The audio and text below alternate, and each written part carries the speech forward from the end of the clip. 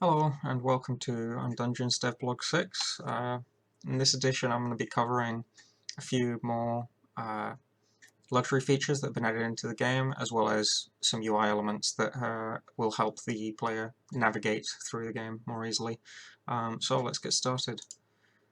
The first thing that's been added is this splash screen, which is there before the game starts. Quit button doesn't work in editor, but it will send you out of the game once the game is built. If you press play, you get sent right into it. A couple of new UI changes, so instead of a white box, we have some bullets here to indicate that's your ammo, and we have a health bar in the top right here. So, a couple of luxury features that have been added is, first off, the zombies have new sound effects, as well as a light that turns on when they are quote-unquote hunting you. So I'll show that off here. As soon as the zombie starts hunting, they play that growl sound effect, and this red light turns on. If they ever lose track of you, so they're not chasing a location, you can see the light turns off. And I've raised the light a little bit on these crates so that it's easier to see that they have that little ammo icon on the top. As you can see, once the zombie sees you again, it plays the growl effect again and begins walking towards you. Let's go through the rest of the things that have been added. Firstly, well, this room has remained the same.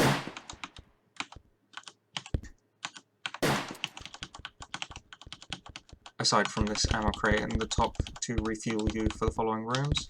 I'm going to make an effort to not get seen early here to show off what would happen. So, this next room shows off a new feature, which are these walls with gaps in them. They are walls that you can't walk through, which I'll show off in a second, but that the zombies can see through. So if I start walking over here and I'm impatient, before I know it, yep, I'm being chomped on by a zombie. Now, as you can see here,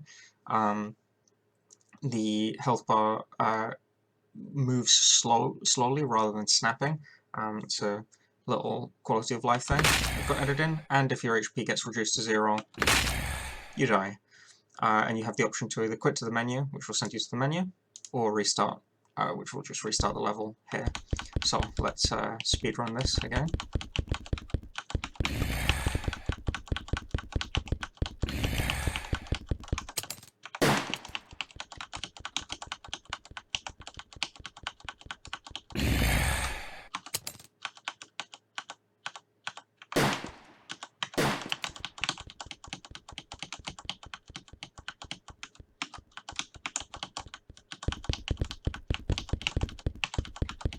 So, back to here. As you can see, if you try and walk through, you can hopefully hear me hitting the key. You're unable to pass through the wall, but the zombie has clearly seen me. And if you're patient, you won't get bit by the zombie. The final room puzzle is to deal with 3 enemies with only 2 bullets. So, secret here, if you go over to the left and line these 2 zombies up, don't know whether this will work. Hopefully this one takes a step just as... Yeah, perfect. And once you reach the end of the level, you get a windscreen. Same options, restart or quit menu. If you really like the game and want to play again, you can restart. And yeah, that's it so far. So let's go through how some of those features actually function. First is this menu script, which contains 2 functions. Endgame, which does application.quit, sends you out of the game, and start game, which sends you to the level by loading that scene, which is contained here. Yeah, so if I click on these buttons, you can see here the play button has a reference to the game manager and executes the menu script.startGame, which, as you can see here, is the load scene level, and the other button, the quit button, has a reference to the game manager but runs endgame. That's pretty much all there is to this scene. In the level, if we start with the canvas, there are a couple of extra things. So the death screen has a death script, which functions much in the same way, except for instead of application.quit, it sends you to the main menu. But yeah, restart just loads the level again. And there is one additional change to it, which is found in the script in Room 5. So Room 5 has a collision box, and when you enter into it, it has a script called windscreen or windscript, which is checking for collisions. So when you collide with it, if it's the main character and not a zombie, what it does is it contains a reference to the death screen and to an image sprite, and it changes the image on the death screen to be sorry, so it contains a reference to both to a sprite and to the image component found in the death screen. So when you collide with it, it changes the image on the death screen to be the win sprite instead of the death sprite, and changes the game to be no longer controllable. So that's the UI elements. If we go over to the enemies, you can see here, this is an awkward enemy to be looking at. Let's try this one over here. Yeah, so you can see here, the light on here is a little bit raised up, but every single enemy component has a light component, which is a little red light. And if I go into this script,